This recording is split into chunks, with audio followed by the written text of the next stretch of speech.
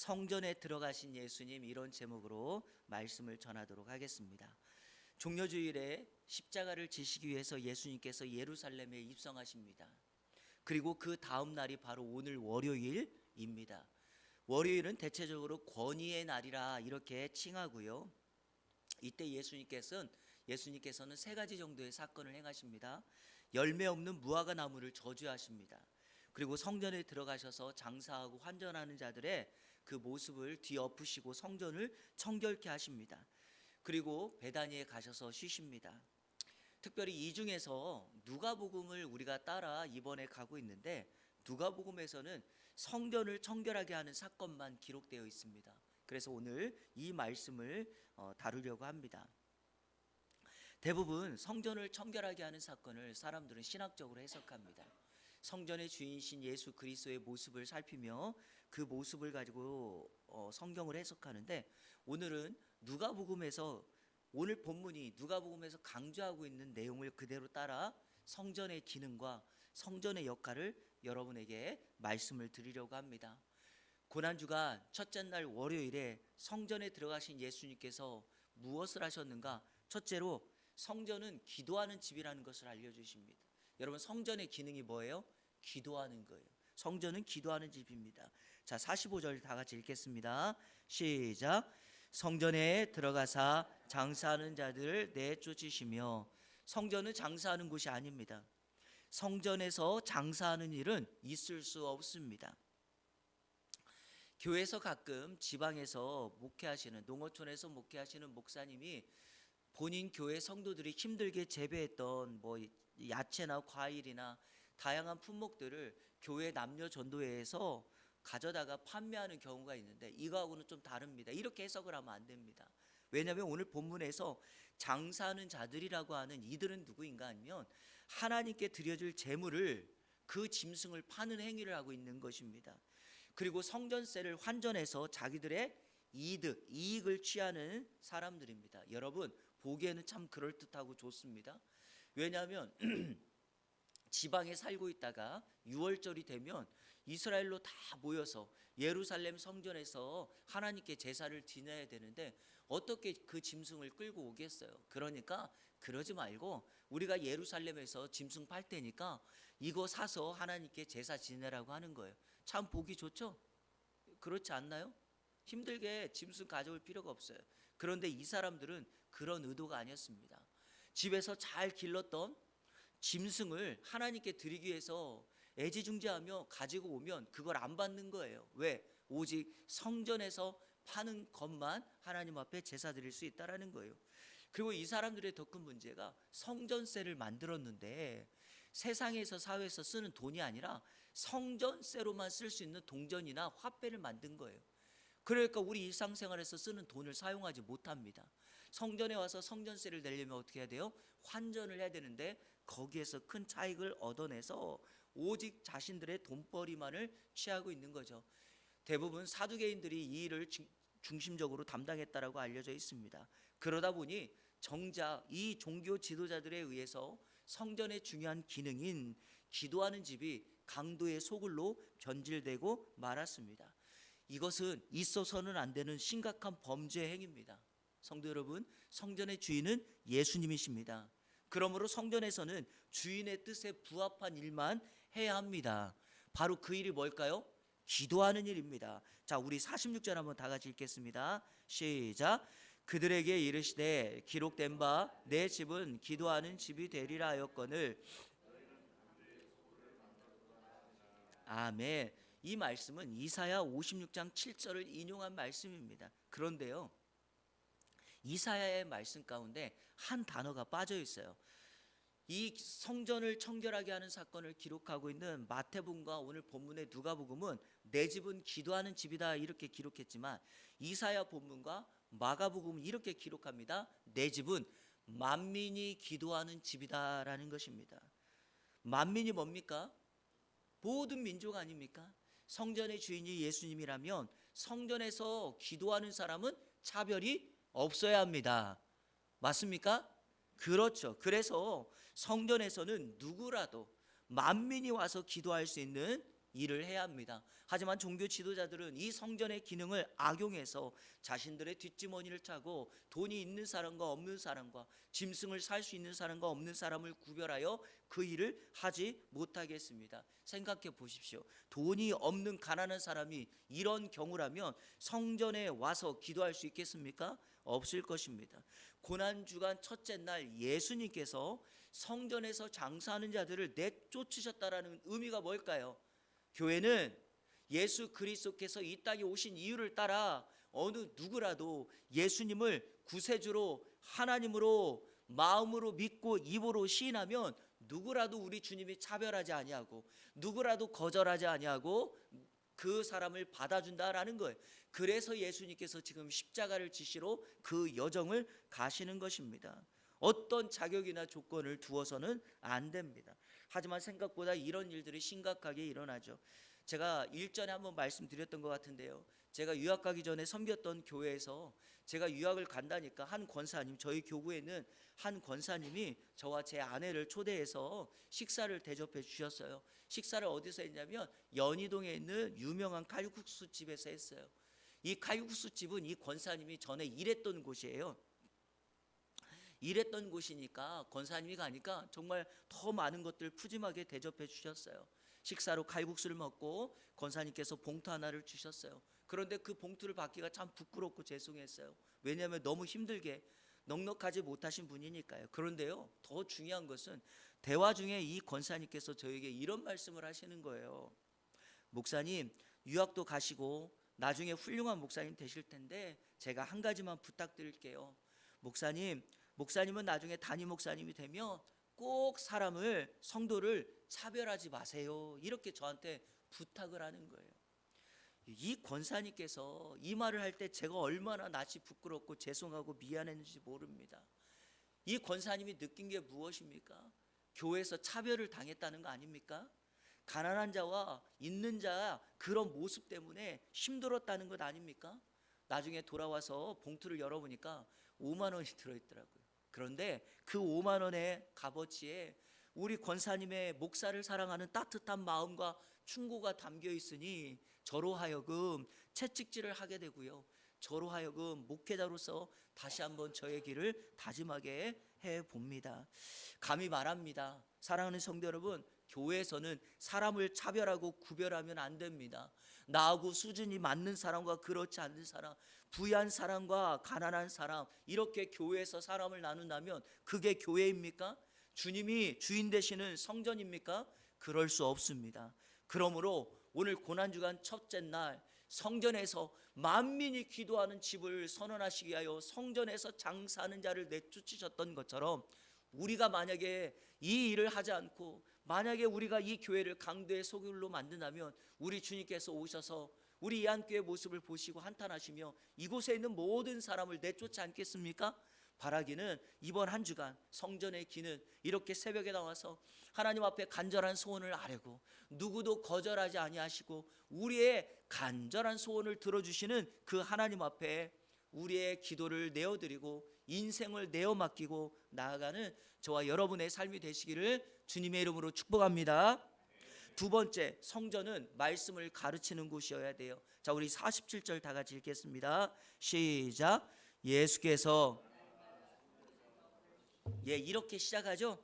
자, 성전이란 이곳의 기능은 만민이 기도하는 집이라고 한다면 성전에서는 무엇을 행해야 될까요? 하나님의 말씀을 가르치는 일을 하셔야 돼요.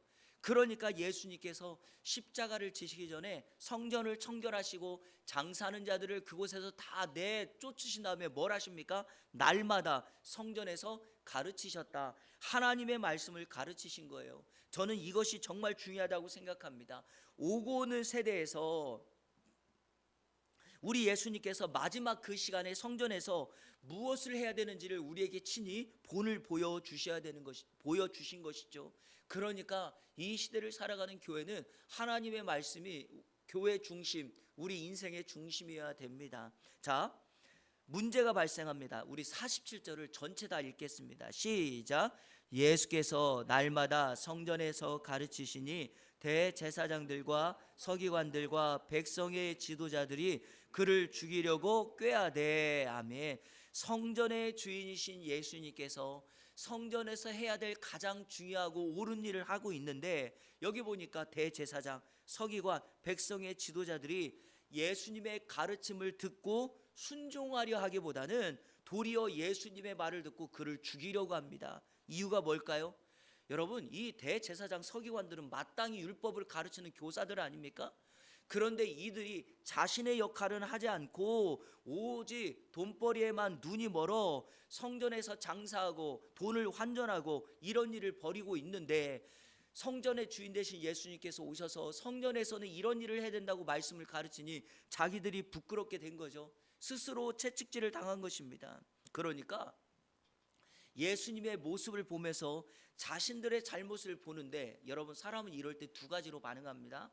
하나는 순종하게 돼요. 회개하게 돼요. 아, 내가 잘못했구나. 회개하면 돼요. 인정하면 됩니다. 그런데요, 반대의 경우가 더 많습니다. 어떻게 하죠?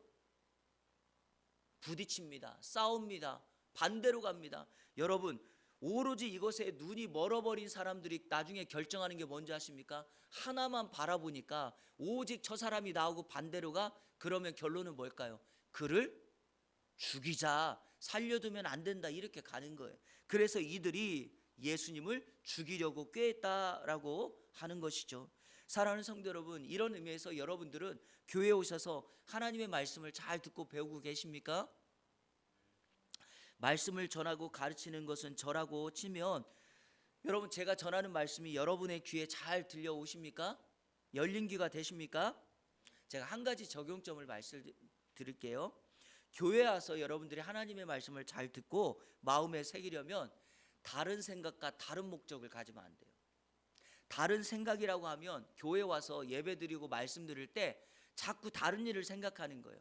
회사 일, 내가 처리해야 되는 일, 뭐 직장일, 아니면 지금 급하게 뭐 우리 가족과 관계되는 어떤 일, 여러분, 이게 다른 생각이에요. 교회 와서 예배드리고 말씀드릴 때는요, 생각을 하나로 딱 사로잡아서 그리스도께 복종하면 돼요. 자, 또 하나는 다른 목적을 가지면 안 돼요. 무슨 말이냐? 교회 와서 하나님의 말씀을 듣고 예배하는데 개인의 어떤 소망이 앞서고 소원이 앞서고 성공이 앞서고 나의 모든 것들을 이루려고 하는 것이 목적이 되어버리면, 여러분, 예수님을 믿는 것이 세상의 우상과 같은 현상이 되고 맙니다. 안타깝지만 신앙생활을 오래하고 직분자고 심지어는 목회자들 중에서도 이러한 형태로 말씀을 전하고 가르치는 분이 많이 있다는 거예요. 근데 이것을 왜 우리가 조심해야 되는가? 성경에 그 이유가 나오기 때문이죠. 자, 대표적인 모습을 한 가지 예를 들면 여러분들이 잘 아실 거라고 생각합니다. 마태복음 7장 21절부터 23절을 우리 읽을 텐데요, 이게 이제 산상순의 결론이라고 말할 수 있는 건데, 자, 한번 21절 먼저 읽겠습니다. 시작. 나더러 주여 주여 하는 자마다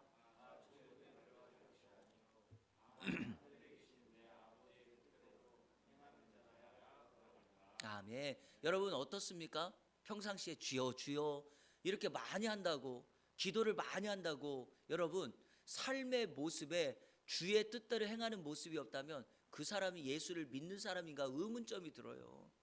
자, 22절이 이게 더 심각한 거, 이제 이것 때문에. 자, 22절 시작. 그날에 많은 사람이 나더러 이르되 주여 주여 우리가 주의 이름으로, 자, 첫째요, 선지자 노릇을 하며, 두 번째 주의 이름으로 귀신을 쫓아내며, 세 번째 주의 이름으로 많은 권능을 행하지 아니하였. 자, 여러분, 이거 누가 합니까? 아무나 못합니다. 능력이 있어야 하는 일입니다. 그런데 23절에 우리 주님께서 뭐라고 이야기하는가? 자, 23절 시작. 그때 내가 그들에게 밝히 말하되 내가 너희를 도무지 알지 못하니 불법을 행하는 자들아 내게서 떠나가라 하리라. 아멘. 우리 주님이 뭐라고 말씀합니까? 내가 너를 모른다는 거예요. 여러분, 이런 어처구니 없는 있는 일이 어디 있습니까? 아니, 한평생을 주님을 따랐건만, 한평생을 교회를 다니고 교회 충성했건만 어떻게 해서 이런 결과가 초래됩니까? 이거를 선지자 노릇하고 귀신 쫓아내고 권능 행한 것을 우리식으로 말하면 이런 거 아닙니까? 단기 선교 가고 교회 건축하는 데 힘쓰고 전도도 하고 봉사도 하고 수없이 많은 일을 했는데 어떻게 나를 모른다는 겁니까? 무슨 의미일까요? 주의 뜻대로 하지 않았기 때문에 그래요. 그것이 다른 생각, 다른 목적, 다른 의도함이 있었다는 것입니다. 실컷 남 섬기는데 거기에 자기의 공로가 들어가고 이렇게 하면 하나님이 나를 축복하겠지라고 말하는 그런 신앙의 삶이죠. 여러분, 천국 시민이 이러한 것에 마음을 빼앗기면 안 됩니다. 그래서 우리는 오늘 이 말씀을 마음판에 새기고 하나님의 말씀을 듣고 그분의 뜻에 순종하기로 결단하는 여러분의 삶이 되시기를 축복합니다. 48절 마지막으로 제가 이걸 보면서 참 도전받는 게 이거예요. 제가 한번 읽어볼게요. 백성이 다 그에게 귀를 기울여 들으므로 어찌할 방도를 찾지 못하였더라. 백성이요, 성전에서 예수님의 말씀을 듣는데 어떻게 해요? 시선이 그분 한 분께만 집중해요. 귀가 쫑긋 세워지는 거예요. 저는 개인적으로 제가 어디서 설교하든 이런 일들이 벌어졌으면 좋겠어요. 여러분, 저에게 시선을 집중하시고 귀를 쫑긋 세워주시기를 부탁드립니다. 오늘은 새벽이라 조금 무리가 있는 것 같습니다. 하지만 평상시 때 귀를 쫑긋 세우고요, 말씀을 잘 듣기 위해서 하시면 돼요. 자, 오늘 마지막 결론을 이와 관련된 말씀을 들으며, 오늘 예수님께서 고난주간 첫째 날 성전에서 장사하는 자들을 내몰며 내 집은 만민이 기도하는 집이다, 성전에서는 말씀을 전하는 것이다 라고 하는 이 말씀의 결론을 맺으려고 합니다. 바로 말씀에 관련된 것입니다. 여러분, 에스겔서 47장에 보면 에스겔 선지자가 하나의 환상을 봅니다. 에스겔 47장에 보니까 성전에 있는 문지방 아래에서 물이 온 지역으로 이렇게 흘러가는 거예요. 그런데 그거를 측량해 보니까 처음에는 물이 발목에 차요. 시간이 지나서 다시 측량하니까 무릎까지 차요. 또 시간이 지나서 측량해 보니까 물이 허리까지 차요. 그리고 나중에 물을 측량했더니 물이 완전히 우리 사람의 키를 덮어서 그 물이 우리를 덮었다는 거예요. 자, 그런데 이게 무슨 의미일까요, 여러분? 하나님의 말씀이 나를 잠겨서 나를 인도하며 우리는 말씀 따라 간다는 거예요. 여러분, 수영장 가보셨죠? 물을 허리까지 차도 여러분 어때요? 힘은 들지만 걸으면 막 걸어가죠? 안 그래요? 그래서 내가 원하는 대로 막 힘들어도 가잖아요. 속력이 좀 적지만. 그런데 여러분, 물이 완전히 우리를 덮으면 어떻게 되죠? 발이 떠서 내가 가고 싶은 대로 갈 수가 없어요. 그때는 물이 나를 인도하는 대로 가는 거죠. 여러분에게 축원합니다. 하나님의 말씀이 여러분의 인생을 인도하는 대로 말씀 따라가면 반드시 여러분의 인생에 승리함이 있을 줄로 믿습니다.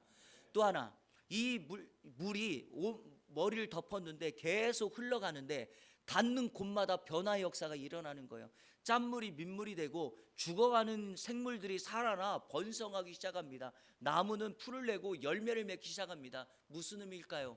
하나님의 말씀의 지배를 받아 말씀대로 순종하면 어떻게 된다고요? 살아납니다. 영혼이 세워집니다. 그리고 모든 인생의 절망과 희망이 없는 그곳에 소생케 되어지는 역사가 일어난다는 거죠. 예수님께서 이것 때문에 이 땅에 오신 것입니다. 죽은 영혼 살리려고, 희망 없고 가망 없는 사람에게 예수 그리스도 당신의 생명을 내어드리고 그들을 살려내려고 우리 주님께서 지금 십자가를 향하여 가십니다. 바로 그렇게 가는 그 고난의 여정에 우리 주님께서 월요일 첫째 날 성전에서 장사하는 자들을 다 내쫓으시면서 성전에서 기도해야 된다, 성전에서 하나님의 말씀이 들려져야 된다, 그래야 영혼이 살아난다 라고 하는 것을 우리에게 가르쳐 주십니다. 오늘 이 말씀을 여러분의 삶에 적용하시면서 오늘 하루 말씀 붙잡고 승리하는 이 안에 모든 성도님들 되시기를 주님의 이름으로 축원합니다. 제가 찬양을 부르려고 했는데 제가 목 상태가 좋지 않아서 우리 바로 그냥 기도하도록 하겠습니다. 이 시간에 오늘 말씀을 붙들고 먼저 한번 기도하고 우리 두 번 기도할 텐데요. 먼저 오늘 말씀을 붙들고 기도합니다. 이렇게 기도하십시오. 여러분, 교회 오셔서 만민이 기도하는 집이라고 하는 이 사실을 깨닫고 우리 주님이 여러분의 기도를 거절하지 않아요. 하나님이 이런 것까지 응답해 주실까? 여러분, 그런 생각하지 마세요. 그거는 여러분이 걱정할 게 아니에요. 우리 하나님 앞에 있는 그대로 모든 소원을 맡기시면 하나님께서 반드시 필요한 대로 응답해 주실 줄로 믿습니다. 두 번째, 오늘 이렇게 한번 기도했으면 좋겠어요. 여러분, 교회에 오셔서 예배하고 하나님 말씀 들을 때 다른 생각과 다른 목적에 사로잡혀 있지는 않습니까? 이거를 좀 뒤로 하고 내가 삶의 우선순위를, 말씀의 우선순위를, 그분의 뜻을 발견하라고, 그분의 나라와 의를 위하여 살아가기를 여러분 한번 결단하며 기도하십시오. 그러면 여러분의 인생의 변화가 일어날 것이고 하나님의 말씀이 여러분을 지배하고 인도해 나갈 줄로 믿습니다. 우리 시간에 오늘 말씀 붙들고 이 두 가지를 놓고 함께 기도하며 나갑니다. 기도하겠습니다.